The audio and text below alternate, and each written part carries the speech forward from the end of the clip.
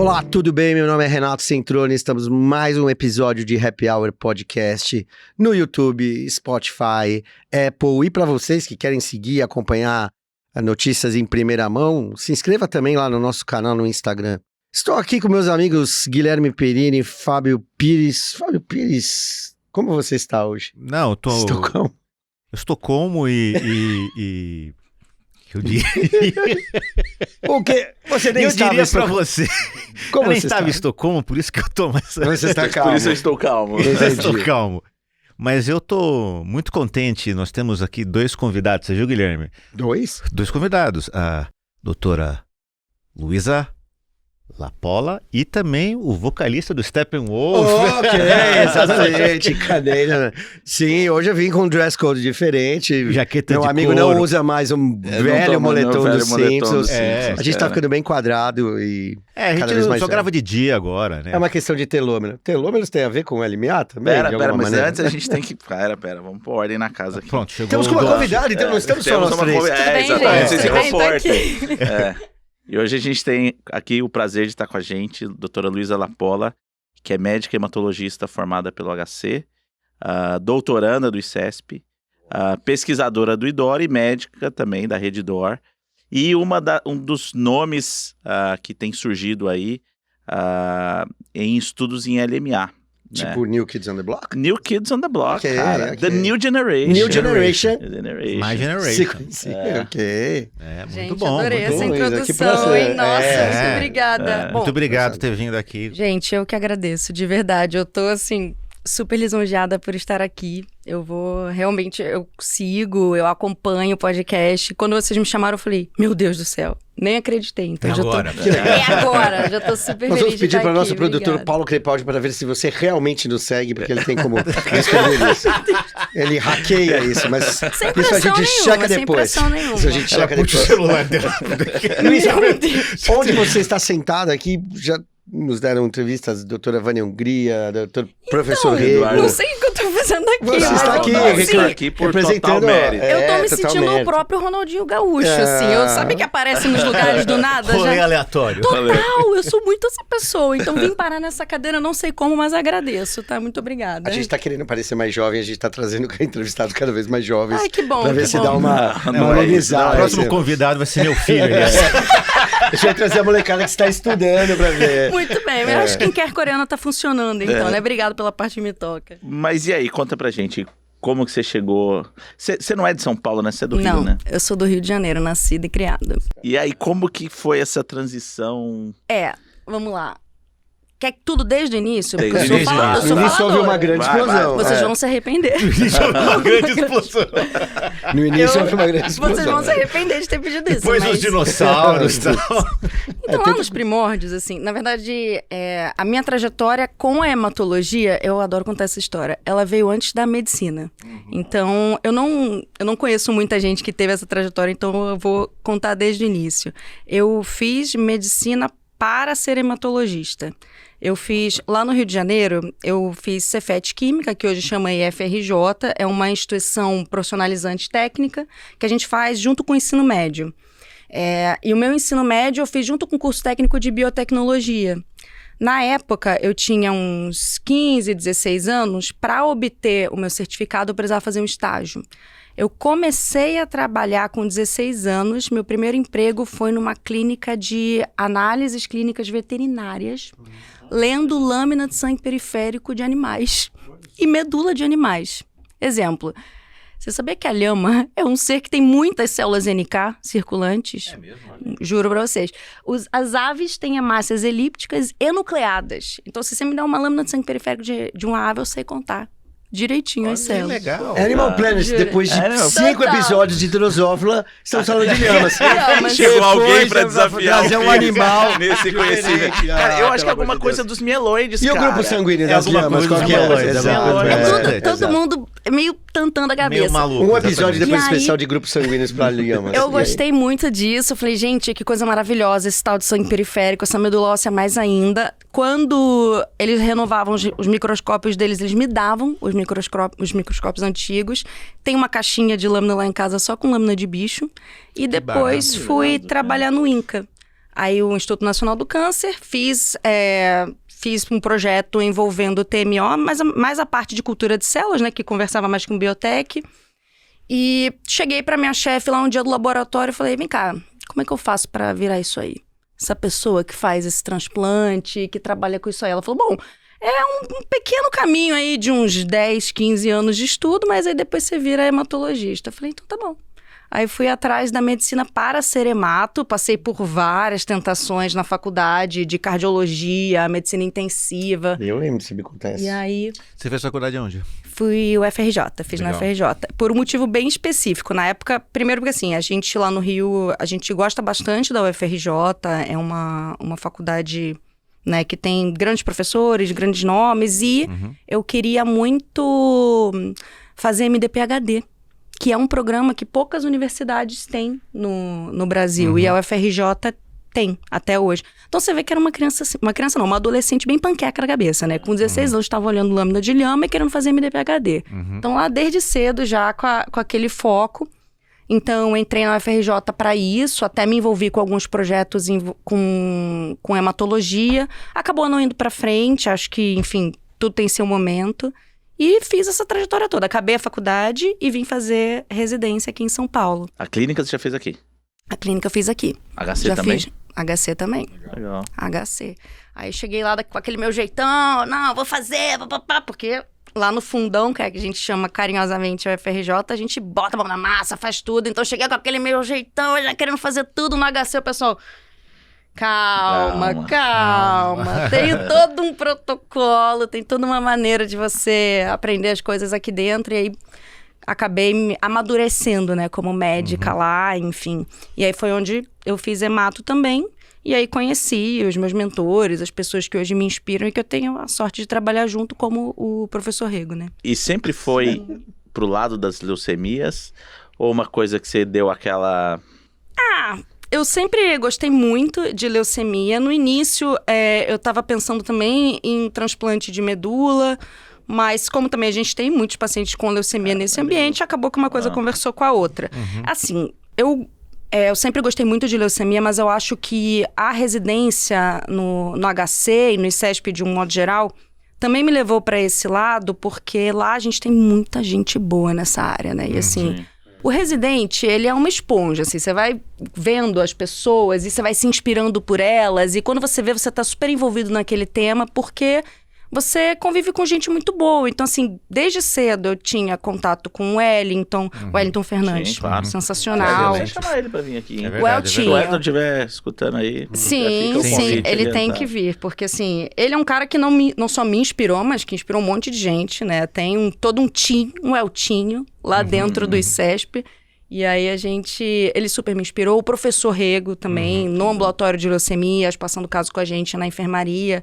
E Rafael Bandeira, que também é lá do ambulatório de leucemias. Então, acho que a presença dessas pessoas também me ajudou bastante a gostar muito de leucemia, que não é para todo mundo, né? Mas é engraçado, você tá falando, eu, com uma diferença de talvez algumas décadas, eu também fui residente do Rego, né? Só que, engraçado, eu entrei na hemato, eu já sabia que eu queria fazer linfoma. Mas Eu na época era nunca- linfoma também. Eu nunca na tive, época. assim, sabe? Lógico, porque eu fiz coisas em leucemia, fiz um trabalho em leucemia e tal. Mas eu não tinha muita dúvida. Tanto que quando eu terminei, olha que loucura, quando eu terminei a minha residência, o Paceto me convidou para fazer um mestrado em LLC. E, cara, LLC é um linfoma, né? É uma leucemia doença linfóide. proliferativa. Eu não quis fazer, falei, não, eu quero fazer é linfoma. Cara, Né? eu lembro É, na minha Chegou no sangue entrevista... periférico, Na minha vai entrevista de saber. residência, perguntaram... tinha uma parte que queria fazer hemoterapia, porque isso era mais preponderante à época, mas todo mundo queria fazer linfoma, porque era a doença que você conseguia, de alguma maneira, mudar o prognóstico, você tinha um tratamento, óbvio. Nós estamos Pronto, falando tem de isso novo. também. Mas Então, na tem minha essa época, questão eu de acho que o que momento e de mais inspiração mudou- também, Eu lembro que na de- minha residência o que mais mudou foi mieloma, porque tinha chegado o Velcade, não, a cara, gente na ainda... época. eu sou Velcade antes e disso. talidomida, então Eu sou assim, antes disso. era doença que tava mudando, sabe? Mas eu acho que isso é que nem faculdade ou que nem escola. Professores inspiram o momento da patologia. Hoje, o interesse que tem por mieloma múltiplo inexistia Mas acho que no muita ano coisa 2000, né? é vinculada não só ao momento, mas também isso que ela está falando, a a presença de pessoas ali. Sim, não tem Total, A gente fala dúvida. pouco total. disso, cara. Total. Não tenha Que é o dúvida. Mas papel do mentor, né? Eu sempre falei isso pra você, assim, pra mim o mais importante que a gente tem na carreira médica, que vai te desenhar pra frente, e que a gente valoriza pouco demais, é a questão do mentor, cara. Sim. Que pode ser o professor catedrático, etc, etc, mas pode ser seu colega o seu R+, entendeu? Sim. Então, sim. um dos caras que mais me inspirou foi um R+, meu, entendeu? Depois o Pires, quando tava voltando do MD Anderson, cheio de novidades, fala, cara, você tem que ir. Aí você fala, cara, eu tenho que ir. Então, assim, parece que é uma coisa que você vai meio gerando uma curiosidade, você vai se alimentando daquilo ali pra ir pra frente. Eu acho que isso não é pago, Sim. né? E é legal você estar no HC falando, né, tendo feito o ICESP como a gente fez, num cenário, e acho que esse é um momento de pergunta. Você começa a se interessar com LMA, mas LMA no público. Qual que foi qual que foi a tua impressão a despeito da influência dos seus mentores, a percepção de leucemia aguda, se você se formou, né? Sim, a verdade é que assim, eu acho que toda a trajetória do paciente com LMA também é muito interessante pra mim. Então, eu tinha mencionado que eu flertei um pouco com terapia intensiva, então eu gosto de pacientes mais graves. Eu gosto de definição, eu gosto de, assim, você saber ali num curto período de tempo pra que lado aquilo ali vai e ter que tomar uma decisão. Eu acho que o paciente com LMA é muito vai ou racha ali inicialmente, é um paciente que ele chega muito grave e que a gente tem que tomar uma atitude o quão antes. A experiência de fazer LMA e de gostar de LMA no público é muito desafiadora. Eu vou trazer, inclusive, isso embasado um pouquinho em dados, porque eu também tenho a oportunidade de participar do Registro Brasileiro de LMA, cujo investigador principal é o professor Eduardo e eu sou a pesquisadora executante. Então, assim, o registro me possibilitou enxergar que aquilo que eu via dentro do hospital, que já era uma coisa, assim, muito grave, muito preocupante, pode ser ainda pior fora de ambientes acadêmicos, como o ICESP, Unicamp, Paulista. Porque, assim, o paciente que chega no público com LMA, ele pingou em um monte de UBS muitas vezes antes. Sem dúvida. Era uma SMD que ninguém diagnosticou. É um paciente que, para chegar ali para mim, ele já tá neutropênico febril, ele já tá com uma bola fúngica no pulmão, então ele já chega com performance muito pior. E é aquele paciente em que muitas vezes o que eu vou ter para oferecer para ele é um tratamento super intensivo, que estudos já mostraram, do próprio Wellington, por exemplo, parceria com a UFMG, USP Ribeirão, Unicamp, que a mortalidade indutória desse paciente pode chegar a 40%. Então, assim... Se eu te falar, Isso, minha vou te época falar. de residência é mais ou menos isso. Isso é um absurdo, gente. Na minha residência inteira, 2 anos, que eu me lembro, tirando as promielocíticas, 2 LMAs sobreviveram. Meu pai. Sim, quando eu era residente também, a maioria dos pacientes com LMA, que acho que praticamente todos que eu vi, morreram nos primeiros 30 dias. Sim. E aí que é 30, a 45 própria dias. definição de mortalidade precoce, né? Assim, eu fico me perguntando, juro, se a gente chega na beira-leito do paciente ali e fala, oi, então, você tem uma LMA e eu vou te dar um tratamento aqui que vai fazer teu cabelo cair, você vai ficar enjoado, vai passar pela UTI e a tua chance de falecer é mais ou menos jogar uma moeda pra cima. Gente, eu não ia aceitar. Mas é difícil, né? Porque, ao mesmo tempo, né? É que realmente esse primeiro ciclo, ele tem vários problemas. Não tem a doença em si. Mas ainda é cada vez mais uma doença curável, Sim, né? sim. E eu acho que tiveram mudanças muito, muito significativas. Que eu acho que, não sei se no registro isso já está se demonstrando em números, né? Sim. Então, por exemplo, eu sou da época que era o único antifúngico que a gente tinha era anfotericina deoxicolato. Nossa Que o senhora. paciente não tolerava fazer. Então, assim, o problema O do rim vai com Deus, né? fungo não era só a gravidade do fungo em si, mas o que o tratamento era muito ruim. Hoje, você já tem um arsenal maior. Neutropenia febril com antibiótico, cara, assim, o máximo que a gente conseguia era talvez meropenem, alguma coisa assim. Hoje em dia você tem um arsenal maior. Então, lógico, o desafio no público ele é grande, eu acho muito por isso que você falou, que é a questão de chegar, o paciente já chega infectado, às vezes o paciente fica regulado esperando uma vaga 2, 3, 4, 5 dias, e isso sem um suporte de um centro especializado, né? Tive uma experiência bem ruim recentemente num protocolo de pesquisa nosso, que era um paciente que ele veio para o protocolo, ele tinha um plano de saúde que não era um plano de saúde, digamos assim, muito bom. E aí, ele veio ao protocolo porque descobriu uma LMA. E aí começamos a tratar ele, e aí acho que em parte por desconhecimento, em parte por achar, ele cancelou o plano.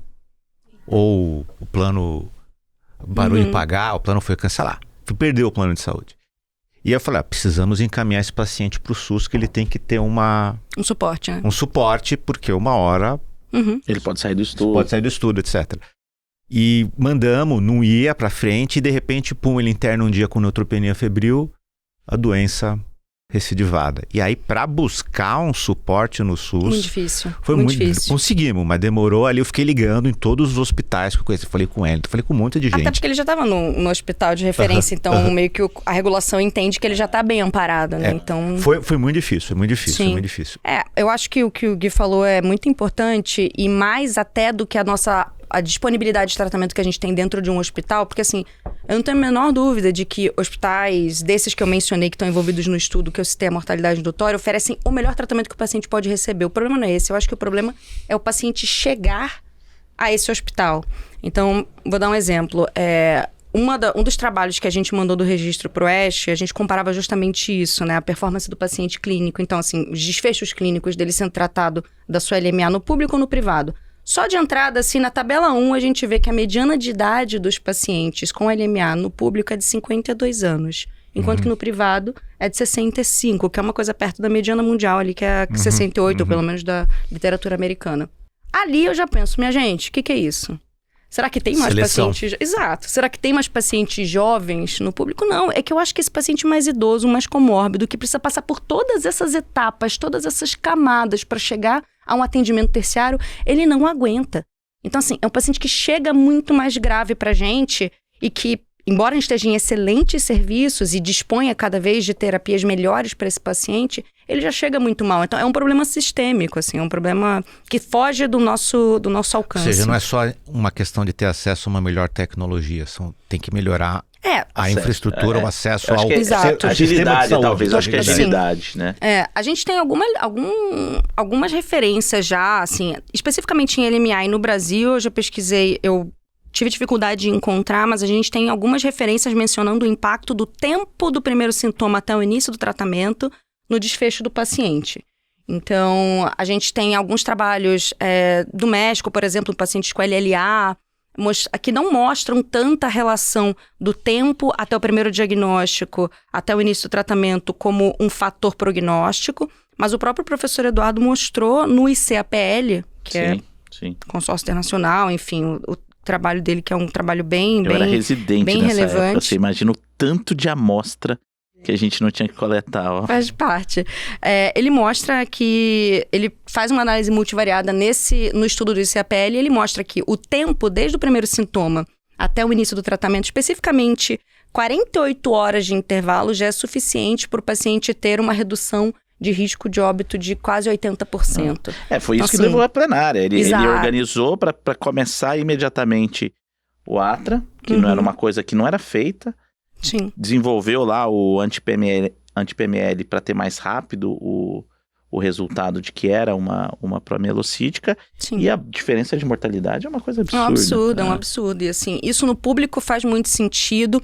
No privado, eu não sei se é assim. Eu vou ser sincera, eu já tive paciente que chegou no privado literalmente assim, na emergência.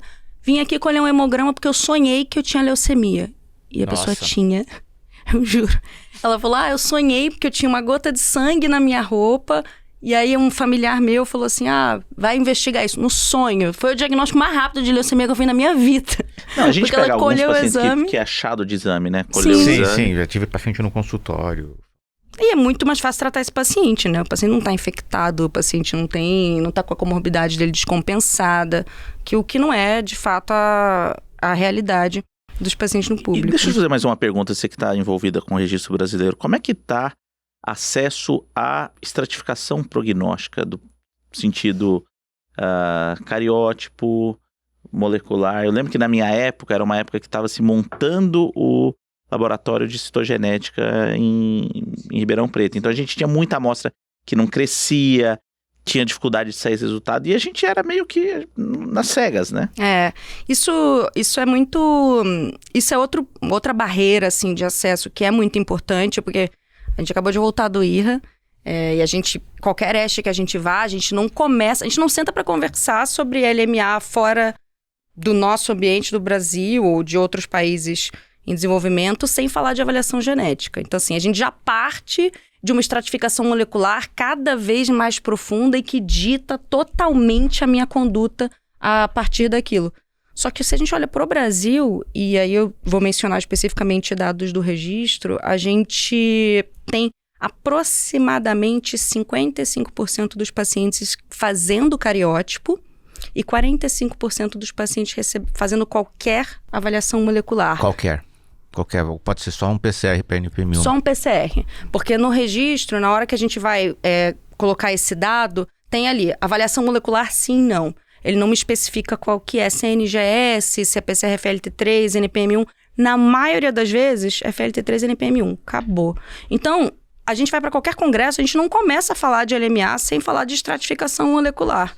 Só que se a gente olha para dentro de casa, não tem isso, né? Cada vez mais, porque agora, né, você tem diversas terapias que vão ser meio que alvo para aquilo ali. Direcionados para isso. Inclusive, total, né? RAS agora, né? A gente precisa fazer um episódio de RAS, inclusive. Até a gente escrever trabalhos aqui com a nossa população, que são super importantes, é uma maneira da gente levar, a gente dar visibilidade para o Brasil, né, nos outros congressos, a gente sempre esbarra naquele problema de que a maioria dos pacientes acabam caindo no risco intermediário.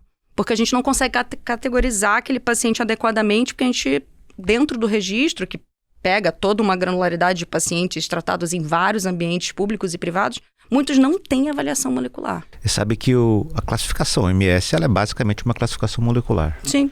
A ICC também. Ela é basicamente uma classificação molecular. Se sumarizar para quem ainda não está familiarizado com o registro, qual o número de pacientes?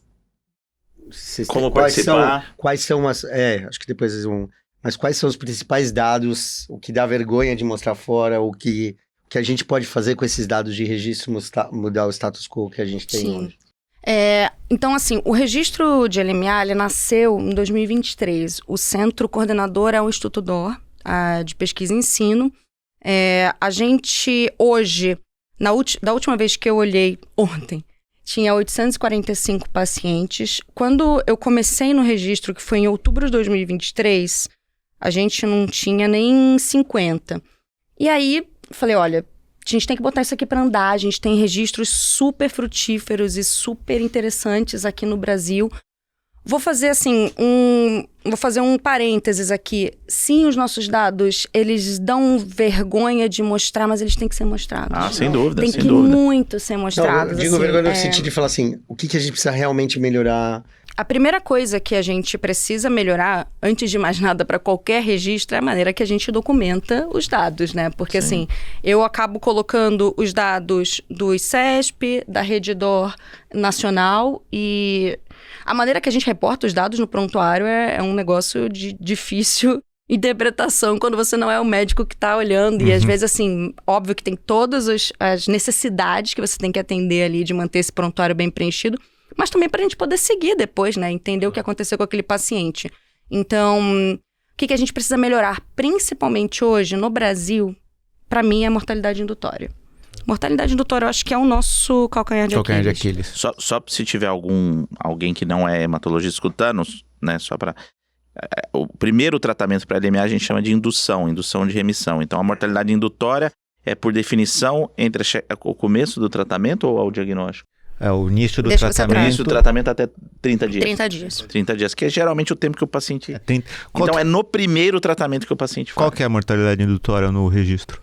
Depende de público versus privado. No privado, a gente está falando de alguma coisa como 9,8%. 10% razoável. Isso. Razoável. E quando a gente fala que a gente vê no mundo, né? E de público, perdão, é alguma coisa na casa de 26%. Aquele dado que eu falei dos 40% é de pacientes acima de 60 anos. Sei. Então, de um modo geral, 25% é o que a gente tem nos pacientes tratados no público. Ou seja, 1 em cada 4 pacientes morre nos primeiros 30 dias. Que era mais ou menos isso. E você tem dado de pacientes que tinham diagnóstico de LMA e nem conseguiram começar o tratamento? Sim, eles fazem uma quantidade assim, mais baixa, então alguma coisa perto de 10%, Mas sim, porque é aquele paciente que chega e você não consegue nem iniciar qualquer tratamento para ele, que também é muito mais frequente no público. No público do que no privado. E você acha que, assim, recentemente a gente teve a aprovação do ASA e venetoclax no SUS.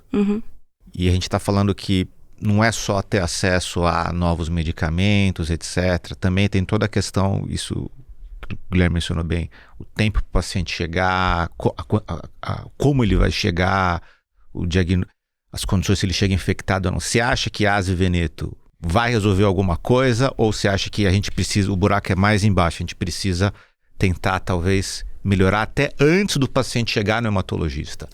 Eu acho que assim, seria muito simplista, ingênuo da minha parte eu dizer que o ASAVEN vai resolver o problema do público, mas ele vai resolver parte do problema relacionado ao cuidado. Então, toda essa parte do acesso, avaliação molecular, adequada estratificação diagnóstica, suporte ao paciente em todos os níveis, enfermaria, UTI, infraestrutura hospitalar, tudo isso o ASAVEN não vai resolver de forma alguma, mas é fato que a gente tem uma diminuição de mortalidade indutória com esse tipo de terapia, que até então a gente chamava de terapias menos intensivas, de baixa intensidade, mas a própria Sociedade Americana já atualizou essa nomenclatura no último guideline, falando que ela não é tão baixa intensidade assim. Mas o Paradigm já tinha mostrado pra gente que, e aí o Paradigm, um estudo apresentado na sessão plenária do ASH do ano passado, que comparou a indução convencional com regimes à base de venetoclax em pacientes acima de 18 anos, já tinha mostrado que a mortalidade indutória é diferente, então alguma coisa perto de 9% dos pacientes tratados com quimiointensiva, comparado a 0% de quem tratou com ASAVEN. Eu não vou acreditar que a gente vai chegar nesse 0%, mas de fato... chegar nos 3, 4% já seria uma coisa... 5, nem eu nem você, 5. Então assim, eu acho que... 53 anos depois, né? Então, Legal, nem era cena. Então 53 anos depois. Assim, esse paciente que recebe ASAVEN, ele acaba ficando menos tempo internado, o Paradigm mostrou isso pra gente, e na prática a gente vê isso também. Com certeza. Ele acaba... É um regime que foi idealizado para ser feito ambulatorialmente, então ele fica menos tempo internado. Transfunde menos, que às vezes, dependendo Sim. de onde você estiver, pode ser um problema. Menos quebra Sim. de barreira, uma neutropenia que induz. Exato. Então eu acho que ele resolve parte do problema, mas obviamente ele não é o todo, né? Ele não vai resolver totalmente o nosso problema, até porque a gente continua não estratificando bem os nossos pacientes, né? A gente continua não sabendo se esse paciente vai bem ou mal com ASAVEN e, para ser sincera, existem umas populações para as quais eu não faria ASAVEN independente, como os core binding factor, por exemplo, que são populações que vão muito bem com quimiointensiva, citarabina, de um modo geral. E aí, entendendo uma coisa que me mudou na abordagem de LMA, que era uma doença que durante muito tempo eu falava assim, não, tenho que tentar identificar os pacientes que eu vou mandar para transplante. E hoje eu abordo de uma outra forma. O meu racional eu tenho que identificar os pacientes que não vão para transplante. Se eu não tiver uma estratificação boa, não seria o caso de tentar mandar o máximo possível de pacientes para transplante de medula óssea?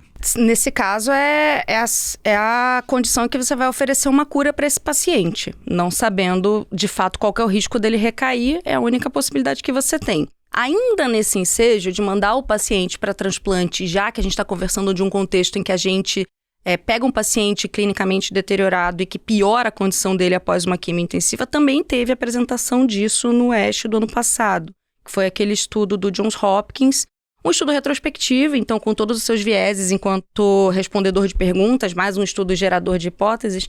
Ele traz a seguinte ideia: se eu condicionar os pacientes com uma plataforma fixa ali de condicionamento de transplante e uma profilaxia de GVHD, teria feito diferença a maneira como eu induzi esses pacientes, seja com um regime menos intensivo, ASAVEN, ou uma quimiointensiva?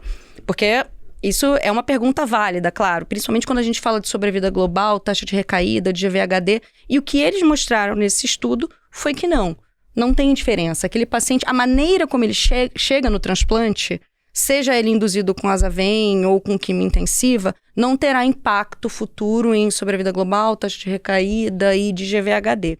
Então, assim, nesse contexto, e pensando que a gente pode conversar as duas coisas, oferecer um tratamento menos tóxico no ambiente em que a gente tem uma mortalidade indutória alta, e sim levar a maioria dos pacientes para transplante, desde que a minha mortalidade relacionada ao transplante também não seja muito alta. Muito alta, sim. Então, assim, levar esses pacientes para transplante é a minha chance de oferecer uma cura para eles. Então... Mas você vê, né, como que falta planejamento, né? Um NGS, se fizesse em larga escala no serviço público, custaria 2 mil, 3 mil reais, 4 mil reais. Sim. Um transplante halogênico custa 200 mil reais. Então, se Penso você muito conseguiria... Se você conseguisse fazer isso de uma maneira, como é que fala, sistemática, no final, a economia disso ia ser uma coisa absurda, cara. O NGS para outras patologias já estão sendo feitas, todo mundo que já visitou algum centro fora sabe, é isso. Acho que o futuro Eu não sei, eu ia isso. até perguntar para vocês, qual que é a taxa de pacientes que seriam encaminhados para transplante pelo cariótipo e que deixariam de ir por algum achado do NGS? Cara, agora você me pegou. Pode Aqui, ficar à vontade. né, que, na verdade, assim, essa é uma boa pergunta até, boa ideia de trabalho que a gente poderia fazer. Porque o que acontece é que a mortalidade... Assim, primeiro problema é, a gente tem pouco dado brasileiro. E isso é uma coisa que a gente tem que tentar mudar. Porque o que eu vou te responder agora é baseado em dado americano. Em dado americano, cara, eu diria a você, hoje eu não transplantaria. Baseado em dados americanos. NPM1, alguns, não todos, alguns eu transplantaria. Eu diria que 30% das LMAs são NPM1s. Se eu não transplantar metade delas, 15%. Eu não transplantaria os core binding factors, 25%, que são os 10% de core binding. Então, um em cada 4 pacientes com LMA, eu não transplantaria. Todos os outros pacientes, mesmo com NGS, eu acho que ainda vale a pena você transplantar, porque a mortalidade do TMO diminuiu muito. Agora, eu e você trabalhando manuais, tem uma realidade diferente, Sim, etc. Tá, os resultados são outros. É que talvez, só para entender, então o NGS aumenta mais as indicações de transplante. Sim. Ele refina o diagnóstico e ajuda a gente a entender, porque é uma doença extremamente desafiadora. A gente está falando de um hiato de quase 50 anos, porque é muito difícil fazer até clinical trial numa primeira linha em LMA. O que a gente tem de opção de resgate também não. É uma doença ainda muito desafiadora. O que eu acho que o NGS traz é um background do que a gente viveu como hematologista essas décadas. Por que vai tão mal? E porque a terapia tem pouco a ver com background genético, ou seja, você não tem, talvez mesmo o refinamento da terapia-alvo, falando, por exemplo, de FLT3, ainda tem um desafio, a gente pode ainda falar um pouquinho de FLT3, os IDH1, anti-inibidor IDH1 e IDH2 vão agir sozinhos? Não, mas talvez vão complementar aí uma melhor resposta, mas no fim das contas a gente não tem nenhuma terapêutica em LMA baseada nessas mutações somáticas que a gente pode encontrar, que você vai falar, olha, para esta mutação, esse tipo de terapia vai ser um fim em si mesmo e a gente não vai precisar transplantar. Exato, curativo, acho que é mais um refinamento de diagnóstico. Mas o que acontece é assim, onde eu vejo que muda, número 1, PCR quantitativo para NPM1 quando é NPM1 mutado. Tem gente que fala, o cara é negativo, ok. Mas eu acho que muito disso é porque, em paralelo a todo esse desenvolvimento, o transplante virou uma plataforma, pelo menos dados americanos, virou uma plataforma menos tóxica. Não, melhorou muito, mas... Isso, eu ia fazer outra pergunta do registro. Quantos pacientes que teriam indicação de transplante efetivamente chegam no transplante? A gente tem essa informação?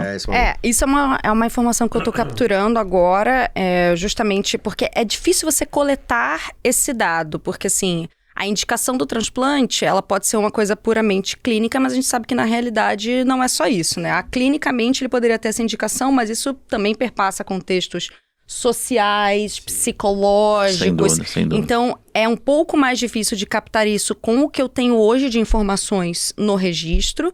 E eu digo porque eu justamente tentei.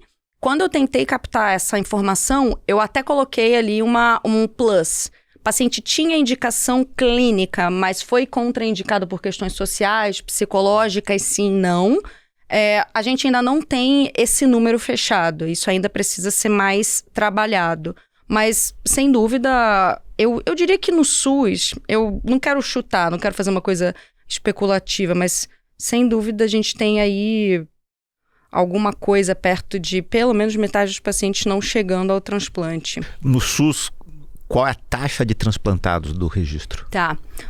No registro, a gente tinha alguma coisa perto de 16% do que a gente, sim... Imagina que a gente transplantaria provavelmente... 80% dos pacientes. Eu acho que deu certo no 70%, 16% é muito baixo. Isso extraindo do trabalho que a gente mandou pro Oeste 2024, né? Que era 16%, comparado a 35% no privado, mas aí, população geral. E aí inclui-se nisso, claro, pacientes que por idade não iriam para transplante, por aí vai. Então, de novo, é um dado que tem que ser refinado, mas o fato é que você ser transplantado no privado, você tem uma chance 3 vezes maior, pelo menos. Eu acho que fica claro, você sabe que existe uma diferença de quase 15 anos da maior expectativa de vida em bairro em São Paulo. São Paulo chega a ter 15 anos de diferença. Vocês fizeram isso, né? Fizemos isso também. De expectativa de vida. Então, é uma coisa que talvez até de trabalho educacional de entender leucemia aguda como uma emergência, né? O que talvez não seja visto e por isso que não chega num centro. Hoje a gente teria número de centros especializados para tratar a leucemia suficientes em São Paulo. Se todo serviço, né, independente de Rede Cross, conseguisse mandar todos os pacientes com leucemia aguda para o centro, a gente tem número de leitos suficiente para trazer? Eu sei, talvez seja especulativo, mas... Essa questão da geolocalização e como ela se correlaciona com desfechos na leucemia mieloide aguda, a gente também já estudou. O problema não me parece ser somente o paciente chegar até o centro, porque uma coisa que a gente experimenta muito também no SUS são pacientes que não são de São Paulo vindo para cá para tratar. Sem dúvida. Então eu tenho a impressão de que atender esses pacientes do estado de São Paulo não seria algo tão desafiador, mas no momento em que a gente drena toda uma demanda, muitas vezes nacional, isso acaba sim saturando, tá? Aí eu vou puxar o teu gancho então para falar sobre a questão da geolocalização, porque sim, essa questão da diferença de onde o paciente mora também pode impactar no desfecho dele quando ele trata uma LMA. Então, estudando sobre esses fatores, depois do trabalho do público versus privado, eu me perguntei isso. Falei, será que faz diferença? Primeiro, a distância que o paciente reside do centro. Então, quanto mais distante ele mora em relação ao hospital que ele trata a leucemia, maior a chance dele morrer. E o IDH do ambiente em que ele mora, será que isso faz diferença? Então, lembrando que como componentes do IDH, a gente tem a questão de expectativa de vida ao nascer, a gente tem a média de anos de escolaridade, a expectativa de escolaridade daquele ambiente e o PIB per capita. Então, a gente tem componentes ali tanto de qualidade de vida, como educacionais, como econômicos. Desenvolvimento socioeconômico geral. De um modo geral. Então, será que isso... E esses dados você consegue ir aonde? De então, IDH? A gente consegue... O que eu peguei? Eu peguei o IDH do ambiente em que o paciente morava através do CEP que ele referiu. Do CEP que ele referiu quando ele fez o cadastro no hospital. E aí tem dados públicos, né? Acho que para consulta, né? A bem, na verdade, é que eu consegui esses dados com mais facilidade nos ambientes em que eu trabalho, que são o ICESP, Redditor. Então, a maior parte dos pacientes que estavam contidos nesse trabalho especificamente são desses ambientes, porque não tem no registro um ambiente para você colocar, né, um espacinho para você colocar o CEP, que é uma coisa que a gente pode melhorar. O problema é que assim, a gente vai tendo ideia, a gente quer colocar um monte de coisa. A pessoa vai olhar aquilo ali e falar, não vou preencher isso aqui nunca, um monte de coisa. Mas aí o que vocês mostraram, porque isso foi sua apresentação oral do Ash. Conta pra gente aí. A gente mostrou o seguinte, então o background que eu tinha era que a gente tinha alguns trabalhos em câncer sólido mostrando, eles eram um pouco discrepantes, então alguns mostravam que sim, fazia muita diferença o paciente morar perto ou não, e outros mostravam que não era tão diferente assim. Em relação principalmente ao IDH, a gente já tinha um background de estudos, inclusive brasileiros, então a gente tem estudos do professor Evandro Fagundes, professor Wanderson Rocha, então aí o professor Wanderson mais numa pegada de transplante junto com o grupo europeu de transplante, que ele participa, né? Então, assim, eu já tinha esse background. Alguns estudos, inclusive, eles foram muito curiosos, porque tinha alguns estudos que eram o seguinte, era pior para o paciente morar perto do hospital. Nossa. Em algumas neoplasias sólidas. Eu falei, mas gente, por que isso aconteceu? E aí, quando eu fui pesquisar, eu vi que era porque o bairro em que o hospital estava localizado era um bairro com muito pouco acesso à qualidade de vida, era um bairro com saneamento pior, altas taxas de violência. Então, assim, eu falei, gente, então quer dizer que distância...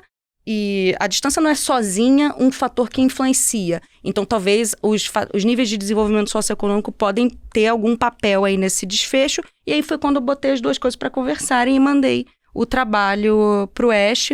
No trabalho, eu não consegui encontrar, assim, uma relação entre a distância que o paciente reside com a mortalidade, isso estratificado ali em 0 a 10 quilômetros, 10 a 20, 20 a 30, 30 a 40 e mais que 40.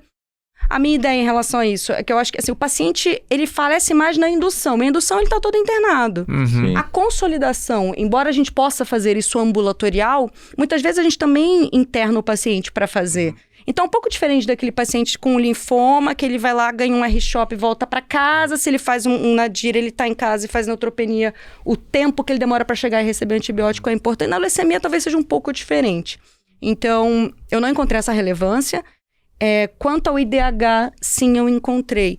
E aí, quanto menor o IDH do ambiente em que o paciente reside, maior é o risco que ele tem de falecer. A gente não vê isso em outros registros, Eu ia né, sugerir, não é muito área, mas isso seria muito interessante ver em LLA.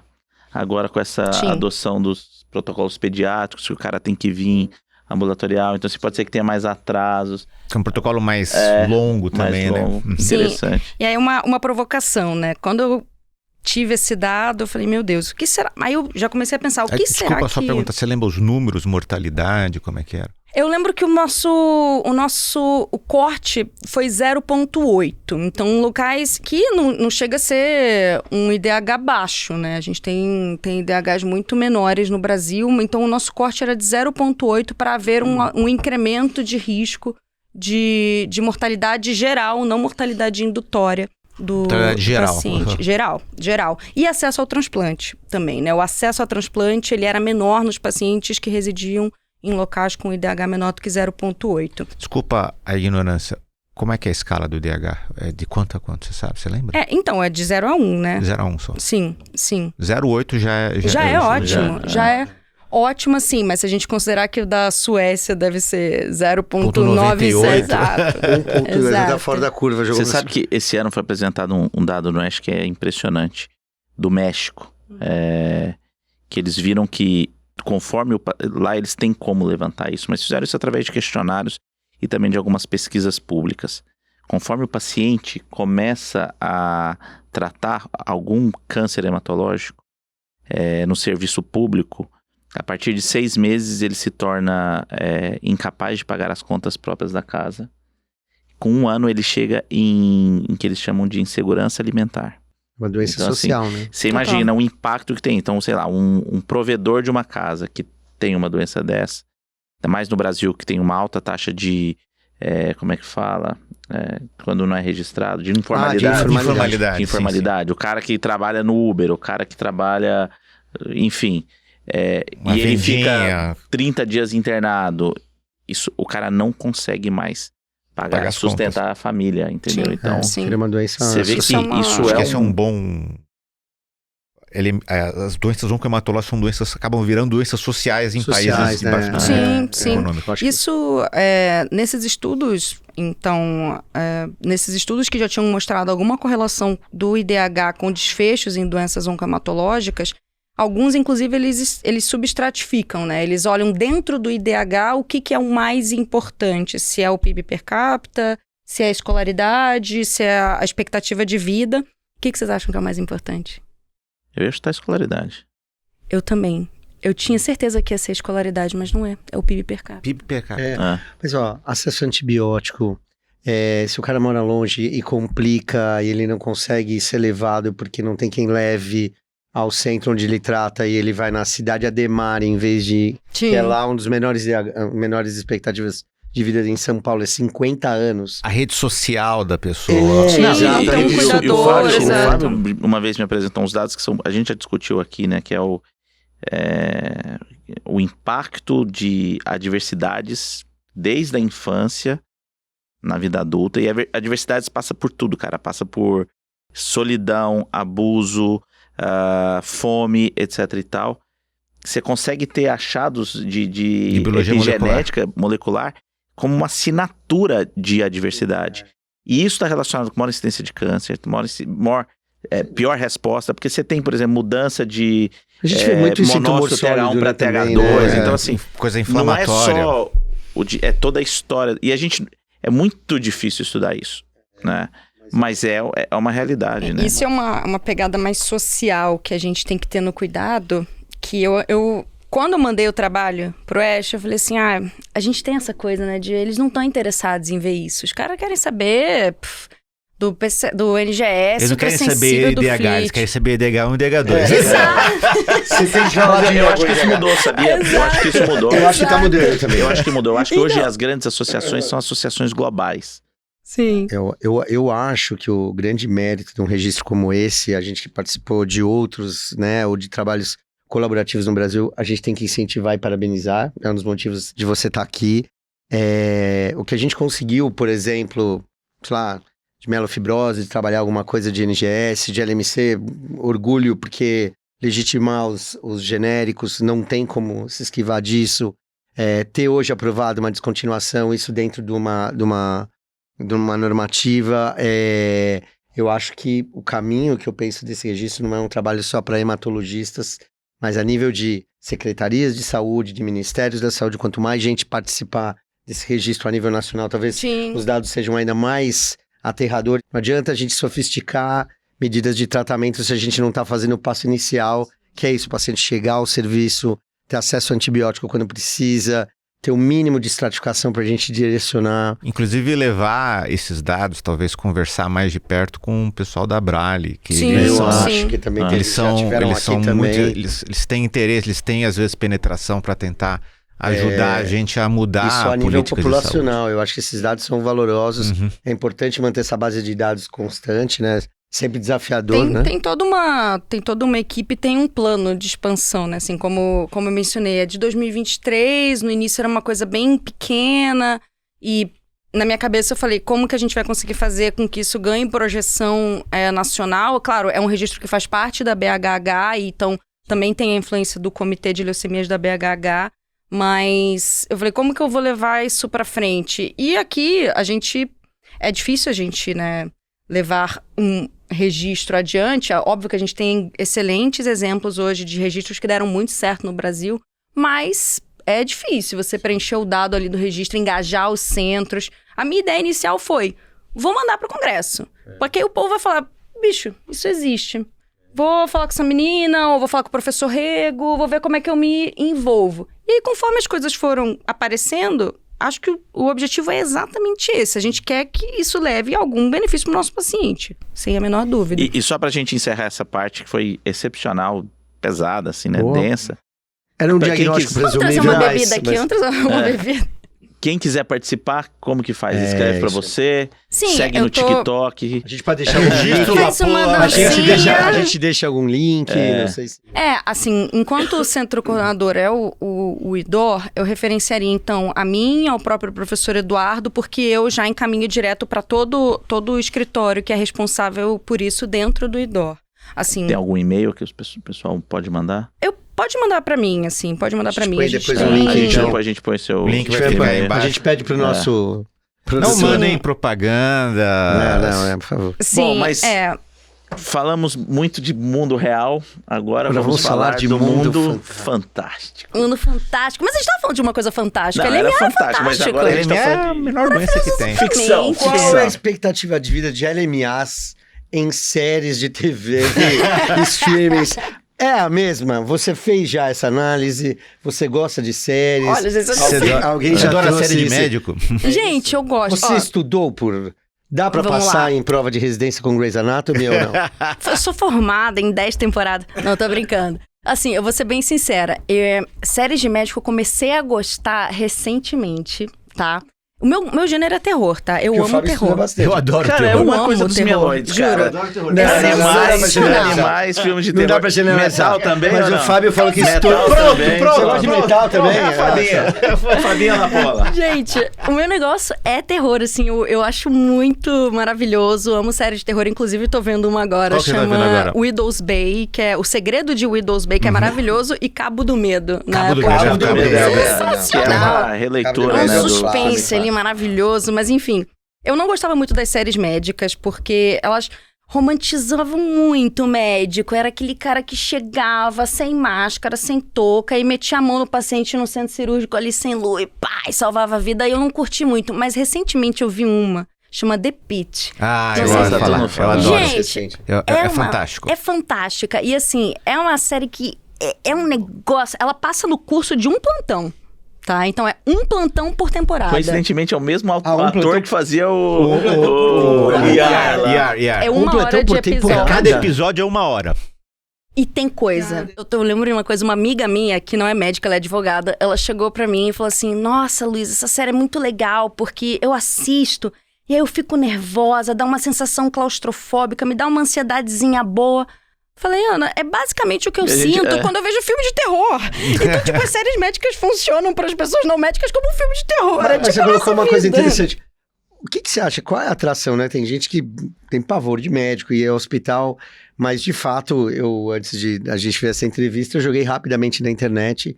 Tem umas menos conhecidas, mas tem listando 20 séries médicas, umas mais conhecidas ou menos conhecidas. O que você acha que atrai? Você citou uma amiga advogada. Gente, as pessoas têm Eu acho que é um proxy para as relações humanas, cara. Numa situação de que existe uma fragilidade e uma Sim, tentativa e toda uma de melhorar. tensão, né, ali. Toda uma tensão. Você explorar como que o ser humano agiria naquela situação de tensão. Você acha que eu não reconheço. Qual série médica que você já viu que você gosta, vai? Eu não realmente. Eu acho vou que ficar devendo isso aí. acho que em parte as séries médicas, elas, de certa forma, quase como se fosse uma mitologia do que as pessoas enxergam de como deveria ser a medicina. Então é tudo muito dramatizado. Então, assim, um diagnóstico é tudo muito rápido. Então, o cara pede uma toma, não sei o que, não sei o que. Isso foi principalmente Adoro. 10 minutos depois. Amo, médica amo. predileta. Não, House acho que era Cara, o que engraçado. eu mais gosto é essa que ela falou, The Pitt. Eu gostava do The House, porque eu gostava de ver os raciocínios clínicos dele, embora eu sabia que era uma coisa Foi uma coisa totalmente fora de... fora da... E era engraçado, ele sentando assim, em reunião. Tinha um humor O ali. que é isso? Tal sintoma, tal sintoma. Alguém tirava uma doença... X, X, né? síndrome de Tay-Sachs. É verdade, mas não tem tal coisa. Então não é. Não, tinha um sarcasmo ali, Cara, né? você sabe qual que é a minha predileta, cara? Eu sou alucinado em Scrubs, cara. Scrubs é legal. boa. Scrubs é legal. E Você viu assim, que tem uma nova temporada Tem uma nova agora, temporada. né? Então, assim, Scrubs acho que foram 8 temporadas iniciais. Isso eu vi, eu era moleque ainda, assim. Acho que talvez Não é começo possível da que seja faculdade. tão Não, antiga. bastante tempo. E aí, eles fizeram depois uma extensão que não ficou legal. E agora voltou, tipo, com o mesmo produtor, os mesmos atores. E é muito legal, Que é o mesmo, cara. eu acho que é o mesmo do Ted Lasso, né? Então Ted Lasso é O outra série produtor, maravilhosa e assim, então a pegada é que o Scrubs tem uma pegada muito cômica. Então é diferente. É, total, House total. é um pouco mais de tensão. House Mas eu você acho sabe maravilhoso, mas é um guilty pleasure, porque tipo, o House é um babaca, esse né? cara É, Tipo, ele- na ele vida. como- Ninguém é, gostaria de não, trabalhar Não, com por isso House que eu na falo, vida. tem um sarcasmo. Mas você sabe que o ali, mas- Scrubs ele é muito cômico, mas ele tem arcos dramáticos muito pesados. Então, eu não Cara, consigo... tem alguns episódios, tem um arco que até com aquele ator da Múmia lá, que voltou agora, o Brandon Fraser, que era o melhor amigo do... Primeiro que eu acho super legal assim, né? Aquela coisa do... O cara que não é o mais legal, na verdade é o que mais tá cuidando do paciente. Sim, O cara que é bonzinho, na verdade é um FDP. Que é uma coisa que todo mundo que já fez residência sabe que tem esses total. arquétipos, né? O cara meio mal-humoradão, mas é o cara que luta pelo paciente, aquele cara que é almofadinha, que não faz nada. Não faz nada. Existem esses clássico. arquétipos. Médico de Instagram. Então tem um como é que fala? Um arco com o Brandon Fraser, inclusive com leucemia e tudo. Cara, que é sensacional. Assim, uma das coisas mais lindas que eu já vi na minha vida. Tem agora no Disney, né? Voltou agora às 8 temporadas. Eles falam muito de novo. da vida do residente também, né? Eles puxam também essa parte do mentor, né? Eles têm lá o chefão deles, que é meio malvadão, mas o Dr. que... Cox. que ensina meio que é ali na engraçado, marra. é engraçado. Ele é engraçado. Então, tipo, agora nessa nova temporada tem também ali um arco envolvendo ele, não vou dar spoiler, mas que é bem maneiro. O The Pitt, ele é bem profundo, então as questões ali de adição, burnout, elas são muito profundas, as atuações são incríveis. Mas assim, eu gosto do The Pitt porque ele dá aquela humanizada assim no médico. O House é maravilhoso, mas... Cara, quem não é médico e vê aquilo ali, acha que a nossa vida é aquilo ali. Fica sentado olhando pra um quadro e mandando fazer 50 exames de uma vez. E, tipo, se você não faz... Tem um amigo meu que é do mercado financeiro, o João, que já teve aqui. Ele fala que tudo é MRI. Mas Você fala que é virose, acabou. Você acha que em uma época que médicos reclamam que a profissão não tá valorizada, assim, Você acha que esse tipo de série, de alguma maneira, Acho que é bem... traz? Ou um público brasileiro, como a gente estava discutindo agora há pouco, vai olhar e falar, bom, essa seria a medicina ideal, a velocidade ideal e... Não, gente, a pessoa tem que ser totalmente muito errado. sádica É. pra olhar aquilo ali e falar, bem feito. Tipo, você acha que não? Acho que a pessoa... Eu acho que é bom você trazer um pouquinho Você acha as que- pessoas pra essa realidade, Não, eu porque a acho que as nossa vida pessoas, não então, é uma coisa gostam de fácil ver, mesmo, não, gente. E você, Centrone, que já leu 783 livros até hoje, esse ano. Esse Livros ano. em medicina. Livros que falam sobre medicina. Ó, primeiro a gente tem uma quantidade enorme de escritores médicos, né? Importantes, né? Uhum. Desde Conan Doyle, Chekhov era médico também. O livro que meu pai, sim, estava na biblioteca em casa, que eu li, chama A Cidadela, J.J. Cronin, que é um escritor galês que conta a história de um cara que acaba de se formar. E na Inglaterra, à época, acho que se passa na década de 50, ele é obrigado para ir trabalhar num posto de saúde numa mina, próximo a uma mina de carvão no País de Gales. E aí tem já o médico que tá mais encostadão, tem o médico que meio que determina, ele tá meio ignorando as condições de saúde e tal. Mas é um livro que não é paternalista, porque conta a história. Eu não vou dar spoiler, mas não sei se alguém vai Não, ler não, isso. não. Também porque ninguém lê livro, A né? Mas enfim. Cidadela. Mas pouca gente lê. Ninguém vai ler mesmo. Mas não, só pra Ninguém contar. sem Ninguém, ser eu. não. Sem Ah, ser eu. não, mas enfim, série é muito mais legal. Mas assim, É. o cara começa muito idealista, mas depois ele mesmo se transforma no que ele criticava. Então, de alguma maneira... Eu sei que é o uma Pires está crítica, lendo assim. um livro que tem esse tema médico, que eu não consigo terminar esse livro já por 5 vezes. qual? O tema médico... A Montanha A Montanha Mágica. do Mágica. A Thomas Montanha Mann. Mágica. Oh. Falando Meu do sanatório Deus, do Thomas cara. Mann. Mas é Que boring, livro. é boring. Eu li, É mas boring. Eu tô gostando do livro, mas eu acho que ele é Em muito... que parte você tá? Não, tô trabalhando na metade, mais ou menos. Então, só piora. Isso, Porque exato. eu entro pai. numa parte que ele- Não, diz o autor que a ideia era manter mesmo o... O quão parado era o Exato. sanatório. Sanatório, é, a questão do tempo que se comprime e que passam 7 anos pro cara e que, na verdade, ele não percebe, não vê o tempo passando. Mas, Já Tipo, adorei, o físico- gente. Não o- parece boring, O não. físico de Noah Gordon, acho que é um... Que é um bom erro de filme. tradução, inclusive. Que né? era pra Porque ser existe, físico, mas- Physician. Mas esse é um livro acessível e acho que é muito... Tem aquele outro livro, tava Tem o tentando ver Imperador aqui, de Todos lembrar. os Males, que é Imperador tipo, de Todos todo os mundo Males, que... acho que é... Tem- Eu vou falar de um não que gosto. o meu predileto, cara, que é também na mesma pegada do Scrubs, que é meio cômico, chama. E não tem em português, só tem em inglês, mas dá pra baixar de graça. Chama The House of God. Você já leu esse livro? esse que eu tava querendo lembrar, The House of Este Gods. livro É muito legal. sensacional. É muito legal. Tem que ler. Quando você tá na residência, inclusive. Você tem que ler na residência. Eu Que li na muito- residência. eu também. É muito legal. The House of God, que não leu, não é um livro grande, Deixa a lista só aí depois. 200 Vou páginas. recomendar uma série também, já voltando, agora eu vou Boa, puxar o gosto. gancho. Dopesick. Vocês já Dopesick. viram Ah, eu vi, Dopesick? eu vi. Esse Meu é porrada. Deus Qual do é o filme que a gente céu. pode É a fazer história propaganda? da Purdue Therapeutics com a história Ah. de disseminação. Dos eu vi, opioides, eu a vi, crise eu dos vi. opioides, Não, assim. é Mas tem super- dois, tem o... Tem Tem um na um filme e tem uma Netflix série, que não é né? tão Não é tão legal. legal. E o Dopesick, Dopesick. que é com o Michael Keaton. É, com o Michael Ah, Keaton. Nossa senhora, ali é Não, tem a Cara, questão é- de quem visita também, não tem mais. total. É isso, é isso. Isso aí, Essa é a a grande gente tem que ficar pegada, muito é, vigilante, Purdue gente. Therapeutics, E Total. filmes de médicos. Filmes de Ai, médicos. tem Pet Adams, tem aqueles mais É, classicões, o Pet Olho de Adams, Lorenzo. é bom. Mas tem um mas- filme legal que é o... que eu tava lembrando... Tempo de Despertar, The Awakening. Vocês já viram? Já. Sim, Esse é sim, muito- sim. que os- Que eles tentam aquele remédio novo. Novo psiquiatra. e Cara, eu acorda- acho que Temas Médicos tem umas histórias maravilhosas, cara. Clube de Drogas, Dallas lá. O Estranho no Ninho.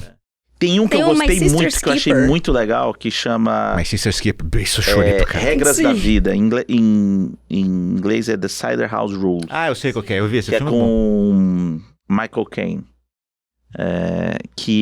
E com o Tobey Maguire lá, que é o, Aham. o primeiro Assessor. Spider-Man. Primeiro Spider-Man. Que é super legal, super sensível, assim, é um médico velho que cuida de um orfanato e tal. Eu achei muito legal, eu lembro de ver esse filme. Vou contar uma marcado. curiosidade. Sabem o filme Caramelo, que tá na Netflix? Sei, sei. É um filme de cachorrinho, Cachorro assim. vira-lata caramelo. Vira-lata caramelo, é com o Rafa Witt, esposo da Tata Werneck, e aí ele tem um câncer, e aí o cachorrinho tá lá com ele, parará, ele é chefe de cozinha. Me chamaram pra ser, como é que fala? Consultora médica desse filme. legal, que olha legal. só. Ele já olha falou só. de filme. Olha só. Que legal. Então, como eu falei, Ronaldinho Gaúcho, né? Do nada. Rolê aleatório. Gente, eu sou essa pessoa. Cara, Vocês legal. vão me ver ali num Acho campeonato que- de Como é que futebol. fala? De assessora médica, De filmes. pesquisadora, apresentadora oral no Oeste, Leitora de cantou lâminas. no piano bar, cantou no piano bar. Lê lâmina de Cara, sangue de lhama. lhama, Essa que é a parte sabe mais Os importante. grupos sanguíneos de lhama. Metal. Exato. E Metal sueco. Uma Aliás, verdadeira metal. Ronaldinha qual- Gaúcha. e qual- precisa voltar mais. E qual filme de terror que, pra terminar, qual filme de terror que você mais gosta?